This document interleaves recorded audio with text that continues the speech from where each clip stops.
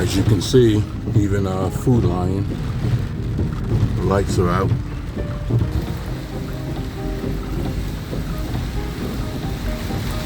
They're in the dark still.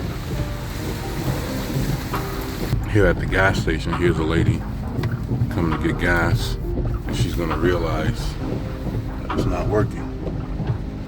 See? She just realized it's not working.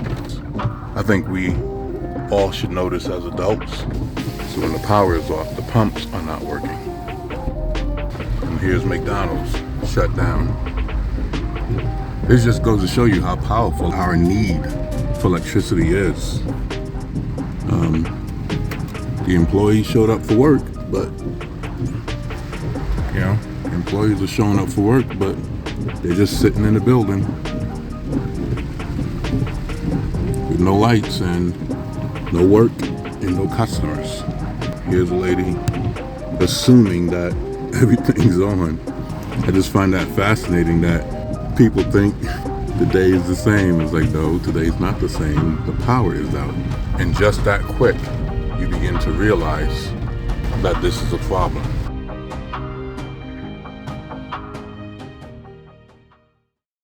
One of the nice things about being in America is that, one, we typically don't have this problem. And so people aren't necessarily pulling their hair out when the electricity goes out.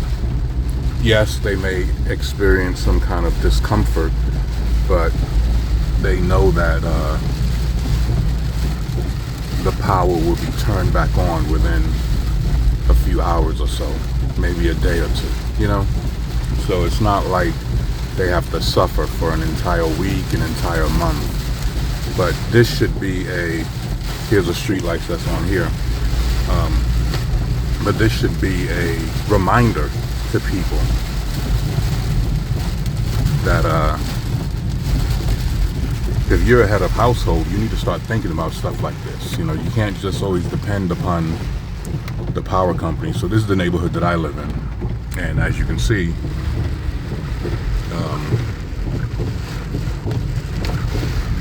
all the lights are off. The only lights you see is from a vehicle. Right? And as I can see, no one in our community that has lights. However, we have lights. And the reason why we have lights is because I have a generator. The only problem is I didn't have anything to protect the generator from the rain because I did not install like a casing for the generator. So that's the reason why I'm out here too, is so I can get myself a little small covering to put over the generator. Yeah, so Walmart is definitely open, which is a good thing. And the other reason why I have to get my generator on is because I don't want my food to go bad. I want to make sure I can get on the internet, still get some work done, even though I won't be able to power up the whole house. I can actually power up most of the house because it's a pretty powerful generator. But I don't know how much. I know I can power up the freezers. I can power up the, all the lights and all that kind of stuff. All right, so I'm gonna turn this off and just see if I can locate this small little tent. I'll keep you updated. What's going on, family? This is Samuel Genus with Jesus Church here in Charlotte, North Carolina. I want to basically talk to you about some other preparedness things that you need to be mindful of. And so today we had a storm that came through something in my head. A storm that came through Charlotte early this morning. While I was asleep, I noticed that the lights was flickering on and off, and then eventually it just went off around 5 o'clock in the morning. And I just stayed in the bed and I didn't get up. And I was like, because I knew I had a generator that I can just turn on. But then I was like, wait a minute, I got food in the refrigerator, food in the freezer. We have a second freezer because that's where we store extra food, right? We try not to just go food shopping just for 1 week. You want to have a couple of weeks of food stored up, right? in case of emergencies, and then you don't have to be trying to rush to go to the store to get stuff, right? So I basically woke up in the morning, drove around the neighborhood to get an assessment of what's, how big the outage is. And most of the neighborhoods around me the electricity was off, the street lights was on, the supermarkets was dark, there was no electricity, the gas station, the McDonald's right around our house didn't have, their lights was off. And so I knew that, okay, I got to get the generator to take it out. The problem though is, ladies and gentlemen, is that it was still raining. It was raining hard early this morning, and I didn't have a tent, right? Because that's the generator in the back. So I had to go to Walmart, and then I was able to just come back home and turn the generator on. So this is the generator that I have, and I'm going to swap it so you can see it. There you go. So this is the generator. It is the Duramax, and it's the Tri-Fuel XP 13,000 HXT. And one of the things that I like about this is Tri-Fuel, right? And that means it can use gas, it can use propane, and it can use natural gas. So you see that it can take natural gas, and it can take propane and gasoline. And so on the top is where you put the gas, and it can hold 8.3 gallons of gas. And it has a remote start. I actually forgot to turn that off because I don't need that on. Forgot to turn that off. It has a remote start, and then it also has, I forget what this is called, but the jiggamiggy here to pull it like you start a lawnmower, right? And so basically, I should have that valve off because I'm no longer using it right now. This is very loud, and so I know I was very loud this morning, but we had it on, and as you can see, I have two extension cords that basically goes all the way up to the house, right? And I just open up the window slightly to get it in the window, and from there I hooked it up to that has multiple outlets and has I forget the term, I go blank sometimes when I'm going live. Surge protector, that's the word. It has a surge protector. Now what's nice about this unit is that you can actually connect it to your house. You can plug that up and connect it to your breaker panel inside your house, and you can put this inside of a case, make sure that it's breathable. You have you would connect it to the this little output right there. You can connect that to like a tube and have that come out of the casing, your wood casing and all that, so that it can ventilate correctly. Because if it doesn't ventilate correctly, it has a CO2 automatic shutoff valve. So a CO2 is hazardous to your health. You could actually die if you inhale too much CO2, and you can die quickly. So you want to have this in an open, breathable place, and if you enclose it, you need to connect like a tube that connects to this muffler output that will go through the roof or whatever your enclosure is. So I had to put it in a tent because I didn't have something to cover it. I didn't build that enclosure yet, and so this worked for now. I just have it in a little tent, 10 foot by 10 foot tent, and I'm going to take it down eventually because it doesn't need to be, I don't need it anymore because the electricity came back on. But it worked. This actually worked. I was able to plug up my refrigerator, my freezer. I was able to turn on my computers, charge phones and all that. It actually has quite a bit of power. So you can run a lot of stuff on there.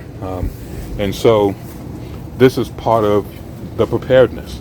Now, thankfully, the lights was only off, or the electricity rather, was only off for about 6-7 hours, but I had power still, and then eventually the lights came back on. So it worked. It helped us out. I wasn't frantic. I wasn't like, oh my gosh, what am I going to do? wasn't like, oh my God, Jesus, take the wheel, you know. And the reason why I didn't have to tell Jesus to take the wheel is because he gave me the wheel, and he gave me wisdom. He gave us wisdom, knowledge, and understanding. He taught us, you know, to prepare and to plan, you know. And we're not trying to be God. We got to be wise, right? We got to be wise, and we got to prepare. We got to plan. And so that's basically what I did, you know. Now this machine is let me switch it. Now this machine, it ain't cheap. It's about $2,000, a little over $2,000, so it's not cheap. But hey, you know, just don't go on vacation. You know, cancel one of your vacations, and do that, and just get the stuff you need. You know, and that's what I did. I just, you know, scrounged up my pennies and got it. All right. You know, for those of you, if you can't afford the $2,000 all by yourself, connect with your family, right? And be like, hey, we need to get this. You know, each family may not be able to get this because everybody's on different income levels and income brackets, right? But hey, as a family, y'all can come together, you know, your brothers and your sisters and your parents, and say, you can say, okay, let's pool our money together. So at least in the event of a situation, at least one family member will have it, and all the other family members that pitched in can come to that person's house and benefit from having electricity. You see what I'm saying? So you may not be able to do this by yourself or just with your own individual family, but you can do it with the rest of your other family members, or some of your friends, people you trust, or with some of the members in the church. Like you know, think outside the box. You can do this. Because it's all about being prepared, right? And so in the event of some challenges, it's like, okay, let's say 2 or 3 families, you pool your resources together to get something like this. So in the event of a situation, all right, we all know to go to brother so-and-so's house or sister so-and-so's house, because that's where the generator is, and that's where we can still get some electricity, cook food, put food in the refrigerator, have access to be able to charge our phones, be able to use our computers, right? You may not have this for yourself like I do and like other people have, but you can work together as a family and you can put this together. And so that's all I'm saying. Like, get ready, get prepared. You know, having batteries, I know there's some people talking about, hey, you know, you need to have like a few batteries, you know, extra batteries, and that's good.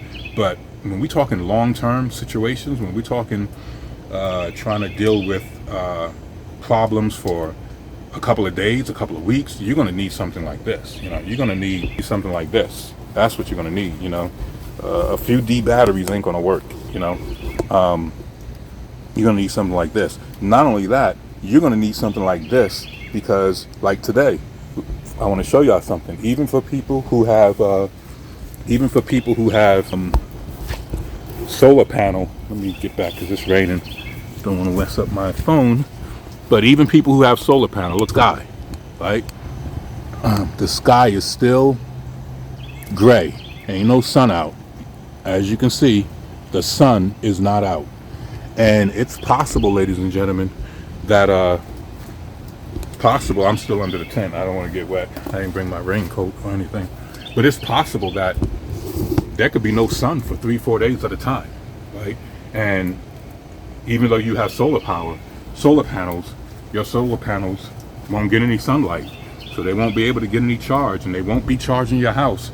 And the batteries that typically come with most solar panels for houses, they're only good for like one day, you know, and sometimes not even a whole day, just typically through the night, you know, and then during the day they charge up again and they store the power in the batteries.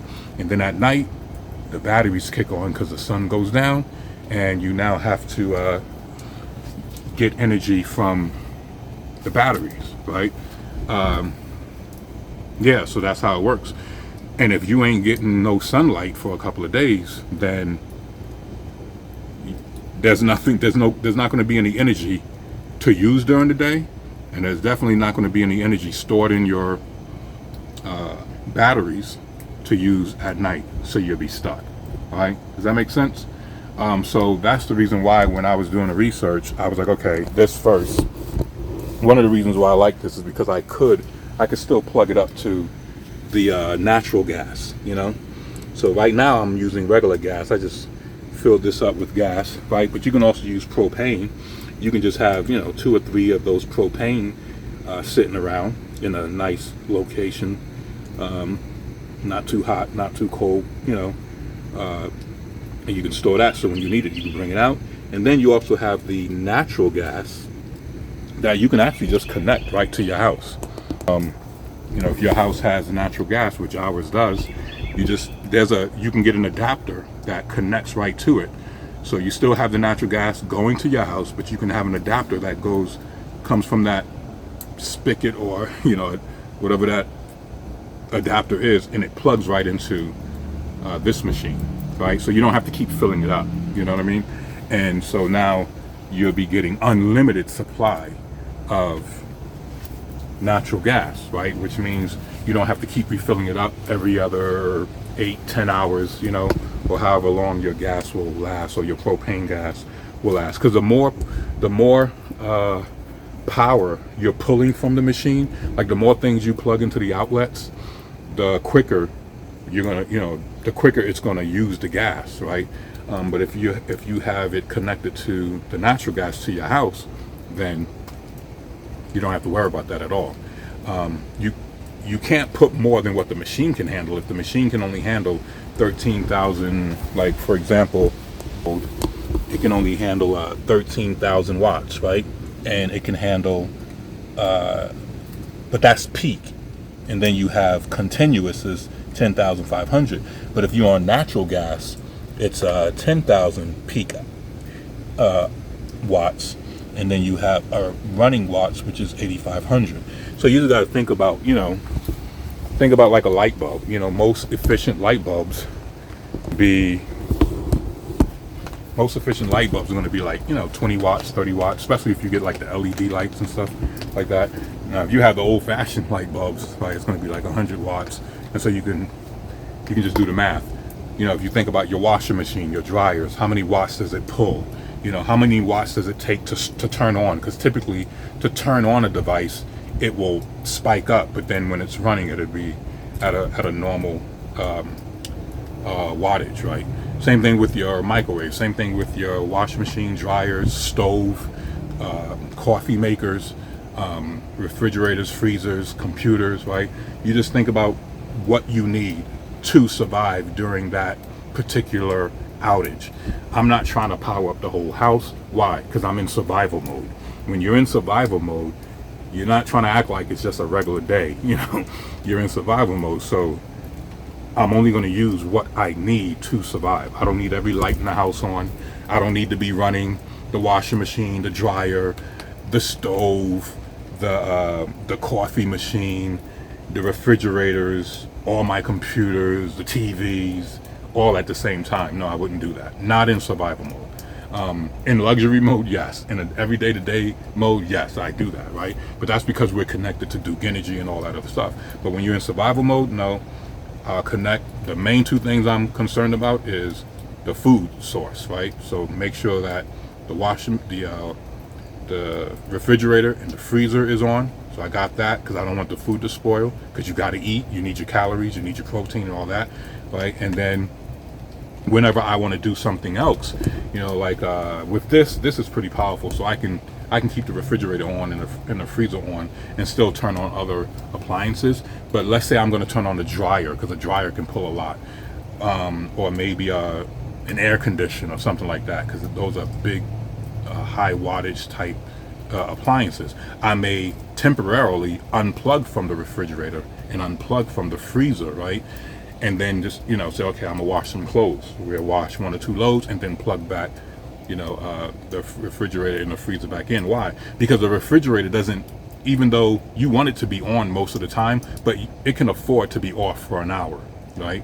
Like this morning, the electricity went off at 5 a.m. and by the time I got the tent and all this, got it all set up, probably by like 9 o'clock, 9:30, because I was asleep. I didn't wake up until around 8:30, so I was just like, okay, the food is not going to go bad in the refrigerator that fast. I was tired, so I got up around 8:30, and so by 9:30, I had all this set up. I pulled this out of where I store it at, you know, and got it all connected to the house. My son helped me put up the tent and all that. So within an hour, we was ready. We was ready to rock and roll. If I had this tent already, yeah, I would have had it up. I would have had everything set up within, 15 minutes, 10 minutes, and that's why I always say you want to do drills, like in school, how they do fire drills. You want to do these kind of drills.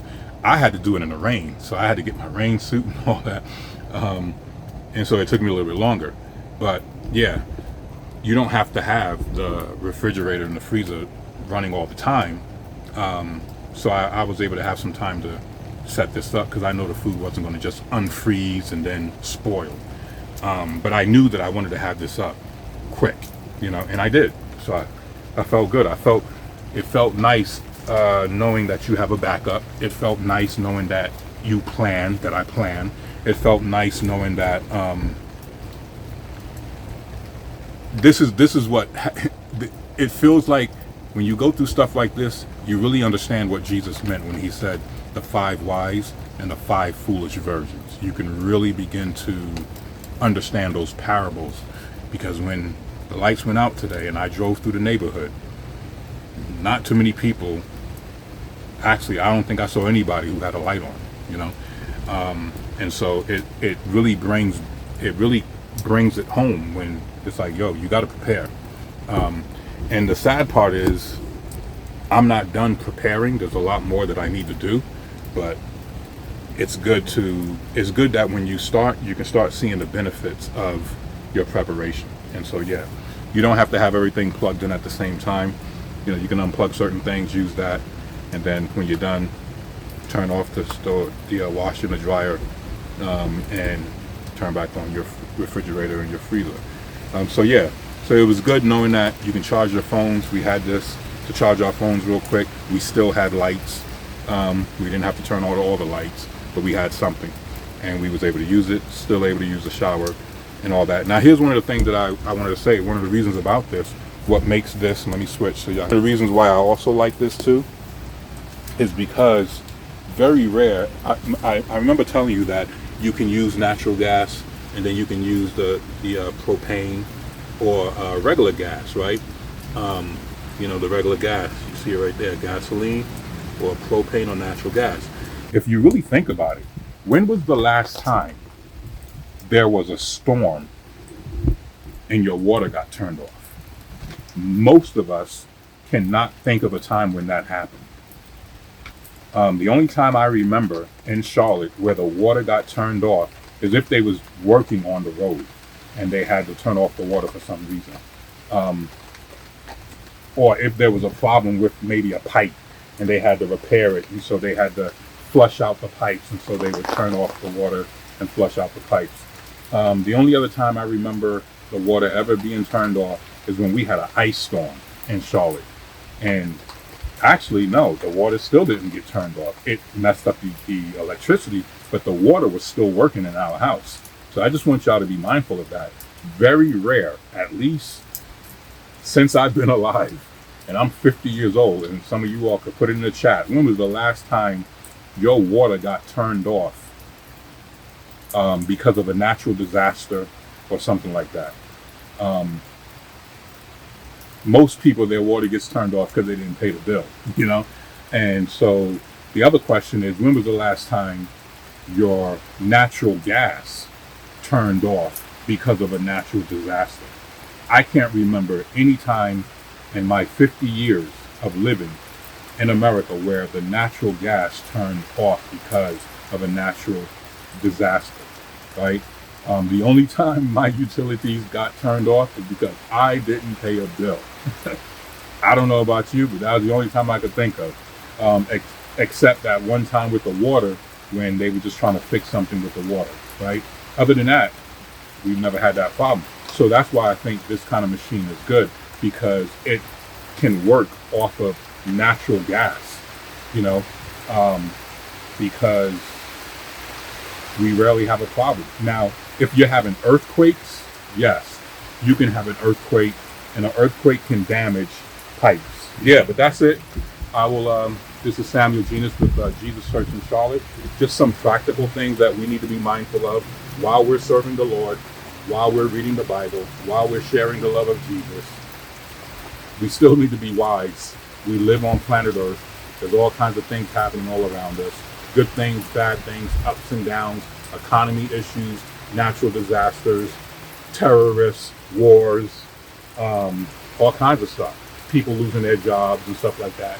And you just want to make sure that you're prepared for these different types of situations that can happen, all right? So that's it. My name is Samuel Genus with Jesus Church. I hope you learned something from this and that it influences you and encourages you to also prepare and in just practical ways. We still trust God, but he also gave us wisdom and he gave us a brain. So we want to put that to use, all right? And we don't want to tempt God. We don't want to tempt God. And when he blesses us, we just spend everything and never prepare. And now we're tempting God. We want God to save our life and save our situation when we didn't even prepare properly when we had the opportunity. All right. And he's blessed us, right? He's blessed us with things. So when he bless us, we should use our resources properly. All right. So this is Samuel Genus with Jesus Church here in Charlotte. I'll speak to you in the next video. Take care.